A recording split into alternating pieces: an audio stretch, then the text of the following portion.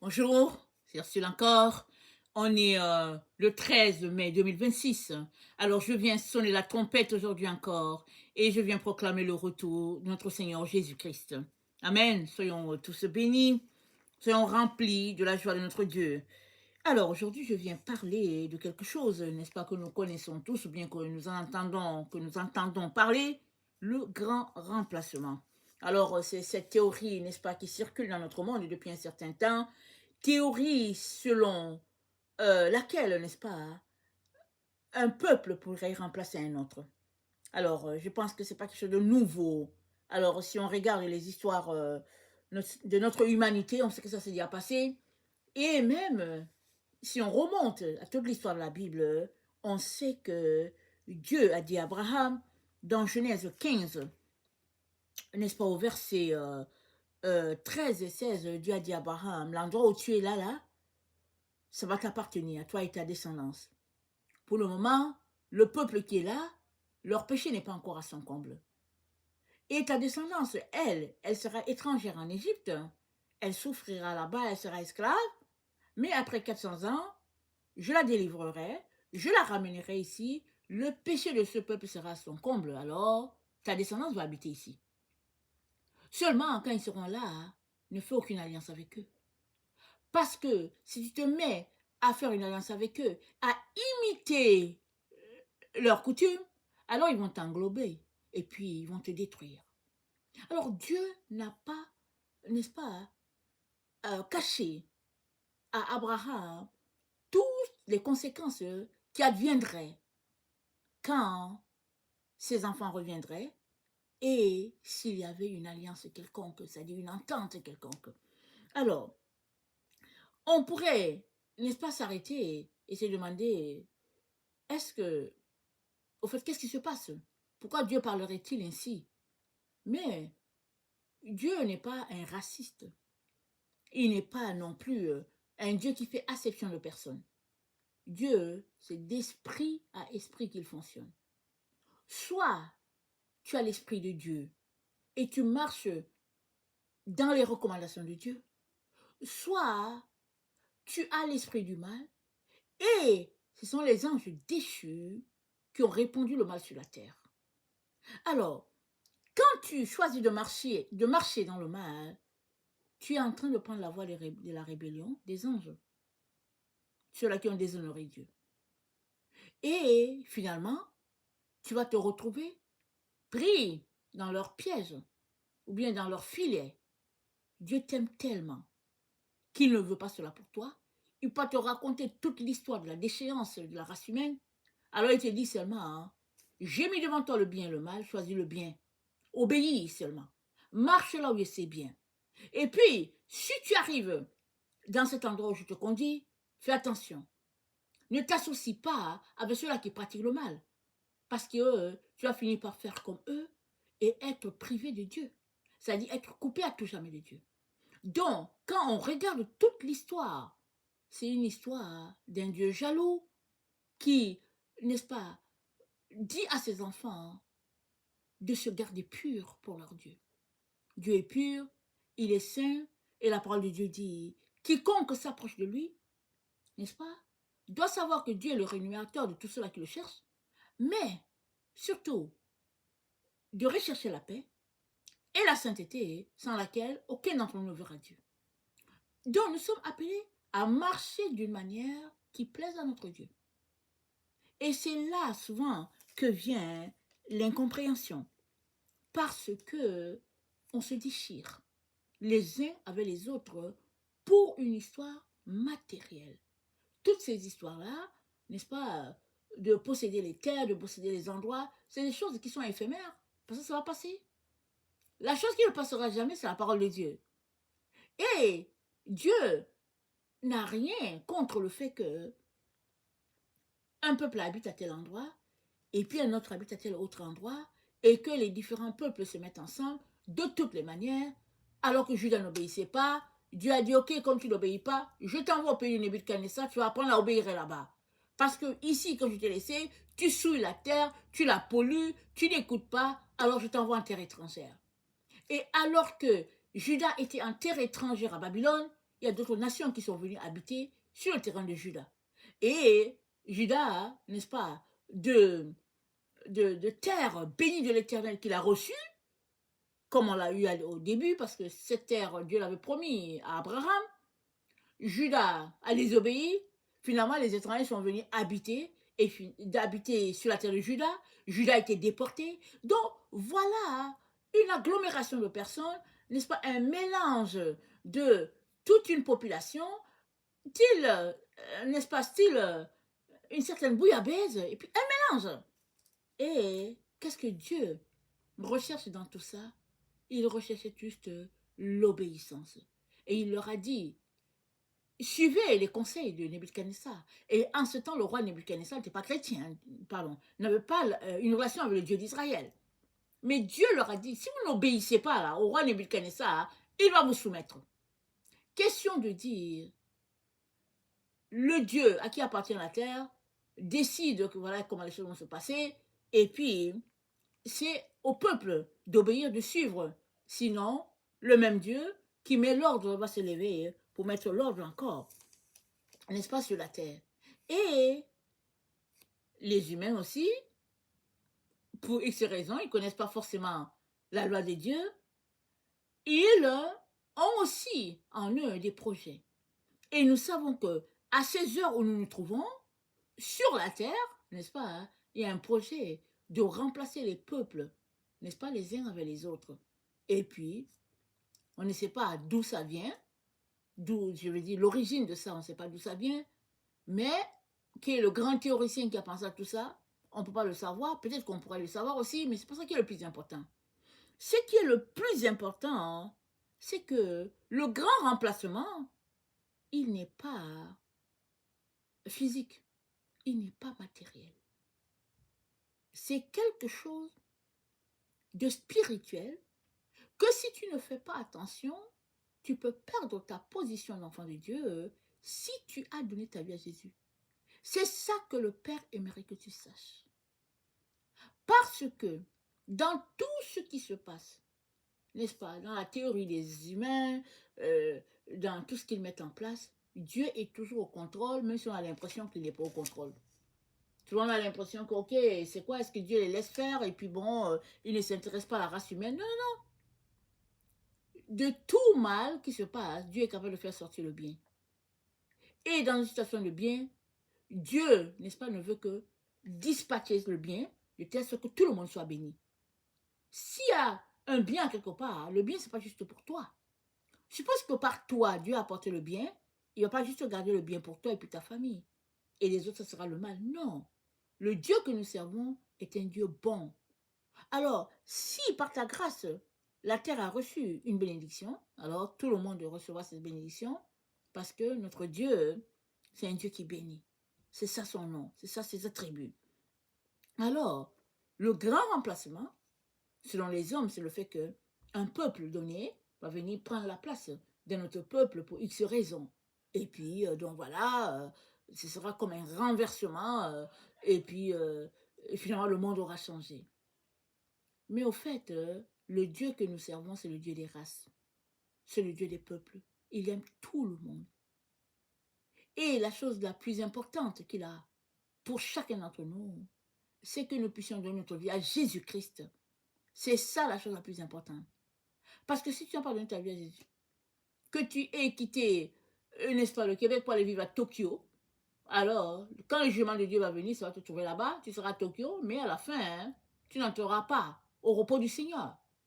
Et puis, finalement, tout ce que tu auras entrepris sur la terre, ça sera juste perte. Parce que le noyau, ou bien l'élément essentiel n'est pas dedans, et l'élément essentiel, c'est Jésus-Christ. Alors, je viens nous encourager à donner notre vie à Jésus-Christ, en premier, c'est-à-dire ouvre ta bouche, invite Jésus-Christ à être ton sauveur et ton maître, et mets-toi à marcher dans ses voies, et renonce à la tienne. Amen. Tu ne peux pas marcher dans ta voie et dire que tu es en train de suivre Jésus. Parce qu'une fois que tu donnes ta vie à Jésus, tu es appelé tout simplement à laisser la voie que tu es en train de suivre pour suivre la voie de Jésus. Et lui, il sait comment il va te diriger. Très très souvent, on aime Jésus, on aime tous les avantages qu'on peut avoir de lui, mais on aimerait se diriger nous-mêmes. Et ça ne marche pas. Alors, commençons par là. Et le grand remplacement, ce serait là, ce serait à ton niveau. Amen. Ce serait le fait de laisser Jésus-Christ venir faire sa demeure en toi. De telle sorte que ta façon de faire, ta volonté, tout cela soit soumis à la volonté de Jésus et Jésus-Christ vient remplacer celui-là qui gérait, n'est-ce pas, ton corps. Avant, tu es le boss, tu fais ce que tu veux, tu ne laisses pas de place à Jésus. Mais maintenant, hein, tu as donné ta vie à Jésus, alors laisse que Jésus-Christ te dirige, qu'il te dise où aller, où ne pas aller, quoi faire, qu'est-ce qu'il ne faudrait pas faire, et qu'il te conduise pas à pas vers de verts pâturages. Amen. C'est ça que le Seigneur aimerait pour faire, pardon, que le Seigneur aimerait pour chacun d'entre nous. Amen. Donc, au-delà, n'est-ce pas, de nos ambitions sur cette terre, de pouvoir exceller et puis de pouvoir gagner, on ne sait pas, des trophées, ce que le Seigneur aimerait qu'on sache, c'est que le remplacement le plus important qui existe, c'est que Jésus-Christ, lui, puisse prendre le contrôle de ta vie et te mener à bon port. La Bible dit, Dieu était en Christ, réconciliant le monde avec lui-même, n'imputant pas aux hommes leurs offenses. Et Jésus-Christ était donc l'ambassadeur de Dieu sur la terre. Amen. Alors que les gens ne savaient rien, il était l'ambassadeur de Dieu sur la terre. Dieu était en lui. Toi et moi aussi, si nous avons donné notre vie à Jésus, nous faisons fonction d'ambassadeur de Christ. Nous sommes là pour réconcilier le monde avec notre Dieu. Nous sommes là pour les encourager à connaître Dieu et puis à laisser Dieu venir faire sa demeure en eux. C'est ça notre mission première. Ce n'est pas de nous asseoir pour dire que oui, mais n'est-ce pas, telle chose s'est passée ici, et puis tel président a pris le contrôle de ceci, et puis telle chose a pris le contrôle de cela. Non, non, non. On est là pour nous assurer que, en dépit de tout ce qui se passe sur cette terre, l'autre que nous connaissons, ou bien l'autre qui n'a pas le Seigneur, puisse pouvoir le rencontrer un jour et pouvoir habiter la cité de Dieu. Dans 1 Corinthiens 6, au verset 19, Dieu nous dit ceci, oui, il dit, ne savez-vous pas que votre corps est le temple du Saint-Esprit, qui est en vous, et que vous avez reçu de Dieu, et que vous ne vous appartenez point à vous-même, car vous avez été rachetés à un grand prix. Glorifiez donc Dieu dans votre corps, dans votre esprit, qui appartient à Dieu. Notre corps ne nous appartient pas, et nous sommes le temple de notre Dieu, et c'est Christ qui habite en nous. Alors, Christ habite en nous, et ça, une fois que tu l'as dans ta vie, il est là. Alors, pourquoi vas-tu encore te préoccuper d'autres choses qui te mettent hors contrôle? Si bien que Jésus-Christ n'arrive pas à te diriger, à t'orienter dans une direction quelconque, parce que tu es embarqué dans un programme X, on ne sait même pas d'où ça vient. Et tu te retrouves à t'occuper des choses qui vont prendre toute ton énergie, alors que là où nous sommes, ce que Dieu nous exhorte à faire, c'est de nous concentrer à ce que Jésus-Christ fasse sa demeure pleinement en nous. Parce que c'est dit quoi? C'est dit, quand l'ennemi vient attaquer, il vient attaquer l'homme fort. Et si cette maison est pleine, ancrée dans le Seigneur, l'ennemi s'en va parce qu'il n'arrive pas à dompter la maison à cause de l'homme fort qui est dans la maison. Et qui est l'homme fort? C'est notre Seigneur Jésus. Si tu as donné ta vie à Jésus et que tu bâtis en lui, alors c'est Jésus-Christ, l'homme fort en toi. Ce n'est pas toi, c'est Jésus. Laisse donc Jésus-Christ prendre toute la place et s'épanouir en toi. Afin que, à ces heures où nous nous trouvons, il puisse être le seul qui tire gloire, n'est-ce pas, de ta vie.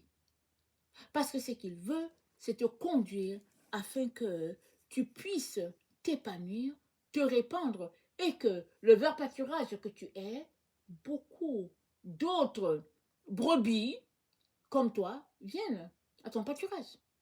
C'est ça que Dieu aimerait. Et cela prend que nous puissions marcher comme Abraham a marché. Dans Hébreux 11, au verset 8, c'est dit, parce que nous savons que Abraham était le père, a été nommé père de toutes les nations, mais père des nations, voilà, père des nations. Et Dieu lui a dit, lève-toi, quitte ta patrie, et va, je vais t'indiquer l'endroit. Et c'est dit que Abraham a marché, et il ne savait pas où il allait. Et nous sommes dans Hébreux 11, au verset 8, c'est dit, c'est par la foi qu'Abraham, lors de sa vocation, obéit et partit pour un lieu qu'il devait recevoir en héritage et qu'il partit sans savoir où il allait. C'est par la foi qu'il vint s'établir dans la terre promise comme dans une terre étrangère, habitant sous les tentes, ainsi qu'Isaac et Jacob, les co-héritiers de la même promesse. Car, verset 10, il attendait la cité qui a de solides fondements, celle dont Dieu est l'architecte et le constructeur. C'est la seule raison pour laquelle nous devons bouger. Quand Dieu te dit lève-toi, va, va. Pourquoi? Parce que tu es citoyen des cieux. Ce que nous connaissons aujourd'hui de Dieu, peut-être qu'Abraham ne le connaissait pas. Parce que nous sommes héritiers de beaucoup de choses. Quand Abraham a vécu sur la terre, Jésus n'était pas encore venu. Nous savons que Jésus-Christ est venu, il a payé pour notre rachat, et puis il a ouvert la porte du ciel pour chacun d'entre nous. Nous savons cela. Mais Abraham s'est dit qu'il a salué la promesse de loin. Peut-être que Dieu lui a montré en vision, mais il a salué la promesse de loin. Et maintenant, qu'est-ce que le texte nous dit? Au verset 39, ça nous dit, parlons d'Abraham, c'est dit, tout cela, à la foi desquels il a été rendu témoignage, n'ont pas obtenu ce qui leur avait été promis. Dieu ayant en vue quelque chose de meilleur pour nous, afin qu'ils ne parviennent pas sans nous à la perfection. Amen. Alors, Abraham, il a marché. Il a marché. Finalement, il a compris que ce n'était pas une cité sur cette terre. C'était une cité dans la présence de Dieu. C'est ça que Dieu avait pour lui. Et aujourd'hui, le Seigneur aimerait que on se concentre non pas sur les cités de cette terre, parce que toutes ces choses passeront. Que ce soit New York, que ce soit Tokyo, que ce soit Paris, puis bon voilà, tout passera. Mais le seul endroit qui ne passera pas, c'est la cité de Dieu, c'est ce qu'on appelle le ciel. Là où Dieu, n'est-ce pas, habite éternellement. Et s'il y a quelque chose qui devrait nous bouger, n'est-ce pas, nous secouer et nous saisir et nous amener à désirer cet endroit où Dieu se trouve, ce serait ça. Et pour cela, on a besoin de marcher par la foi comme a marché Père Abraham. Obéir à Dieu, même si on ne comprend rien à ce qu'il dit, même si ce qu'il nous dit, il semble que c'est contraire à ce que tu pensais, mais c'est d'obéir et d'attendre devant lui, parce que si c'est lui qui l'a dit, la promesse va s'accomplir. Elle ne tardera pas à s'accomplir. Et si on ne comprend pas, c'est demander à Dieu. Et souvent, il va nous dire, tu n'as pas besoin de comprendre. Il va dire, prends seulement la parole et puis c'est tout. Il l'a dit aux prophètes qui ont voulu savoir, au fait, à quoi s'appliquer, à quel temps s'appliquerait la venue du Messie. Dieu leur a dit, ça ne concerne pas votre temps. Et même Daniel, troublé par tout ce qu'il voyait, il voulait savoir, mais qu'est-ce qui se passe et puis qu'est-ce qu'il y a de vrai dedans? L'ange lui a dit, Daniel, va te reposer en paix, ça concerne une autre époque. Donc, Dieu, n'est-ce pas, est le seul qui sait tout ce qui se passe autour de nous. Nous, on ne sait pas forcément. Mais il est important qu'on sache que, avant de bouger, de nous engager dans une direction X, Y, assurons-nous que c'est Dieu qui est en train de nous conduire. Et que Dieu, n'est-ce pas, nous a dit de prendre nos affaires et d'aller à gauche, alors prenons nos affaires, allons à gauche. Et s'il ne l'a pas dit, alors restons là où il a dit, restons à l'endroit où nous sommes quand il nous parlait. Et restons et attendons. Parce qu'on pourrait se lever pour dire que non, ici, en tout cas, il y a la sécheresse, je vais me lever, je vais partir. Isaac a pensé le faire. C'est dit que la sécheresse était là et les gens peinaient à boire et puis à manger. Isaac a pensé se rendre en Égypte comme a fait son père Abraham et puis Sarah. Le Seigneur lui a apparu, lui a dit, ne va pas en Égypte, je vais te bénir. Et vous savez, c'est vraiment humiliant ou bien vraiment ça peut faire de la peine à notre Dieu. Parce que il est notre Père, il a prévu de tout donner à Abraham, et puis voilà que la sécheresse arrive, et puis le fils d'Abraham, n'est-ce pas, dit, ok, je vais me rendre en Égypte. Parce que c'est comme si Dieu qui est le Père ne s'occupait de son enfant. Et Dieu dit à Isaac, reste là, je vais te bénir. Et c'est dit que cette année-là, Isaac a planté malgré la sécheresse et il a recueilli 100, il a recueilli 100% de sa récolte. C'est-à-dire, Dieu était là, bénissant le travail de son fils, malgré le temps de sécheresse. La bénédiction de Dieu était à cet endroit-là. Parce que Dieu a dit ceci, et puis Isaac a décidé d'obéir. Alors, tout ça c'est pour dire que Dieu fonctionne de la même manière encore aujourd'hui. Amen. Il fonctionne de la même manière. Ce Dieu des nations, il peut te placer à gauche de la terre, il peut te placer à droite, et puis il sait ce qu'il fait. Et il va te dire, ok, fais ceci ou ne fais pas cela. Et toi, obéis tout simplement. Afin que ce que Dieu a voulu faire à travers toi puisse se réaliser. Quant au débat, n'est-ce pas, qui plonge les êtres humains en querelle les uns contre les autres, comme les débats de remplacement, les débats de telle race, de tel peuple, ce serait bien de sortir de ces choses-là qui n'aident pas, qui, au fait, nous retardent dans notre marche avec Dieu, nous empêchant d'aller de l'avant. Parce que le racisme, n'est-ce pas, c'est quelque chose qu'il y a sur la terre, ça fait partie des maux de la terre, comme tous les autres maux. Et allons-nous nous étendre sur une histoire de racisme à cette heure, alors que Dieu nous appelle à nous concentrer pour être prêts s'il venait cogner à notre porte? Il est donc important qu'on sache que peu importe la couleur de peau, tu es important pour Dieu. Peu importe ta race, tu es important pour Dieu. Dieu ne nous sélectionne pas en fonction de notre couleur de peau. Il nous sélectionne en fonction de ce qu'il a déjà établi sur notre vie. Alors, si tu as donné ta vie à Jésus, prochaine étape, cherche à le connaître, à savoir pourquoi tu es là. Et marche devant lui afin d'accomplir ta destinée. C'est ça qui est le plus important. Et la gloire de Dieu, n'est-ce pas, va éclater sur toute la terre. Sur toute la terre. Parce que Dieu est souverain en toutes choses. Amen. Je viens donc nous encourager vraiment à sortir de certains débats qui n'aident pas à notre épanouissement et qui sont là pour nous nuire et puis nuire au corps du Christ. Parce que au ciel, on va tous vivre ensemble. Qu'on est de la race X, de la race Y, peu importe, on sera tous ensemble. Commençons donc à pratiquer cela ici sur la terre. Commençons donc à nous aimer sur la terre et le reste va continuer dans la présence de Dieu. Amen. Que le Seigneur bénisse sa parole et que notre joie soit totale en lui. Amen et alléluia. Amen.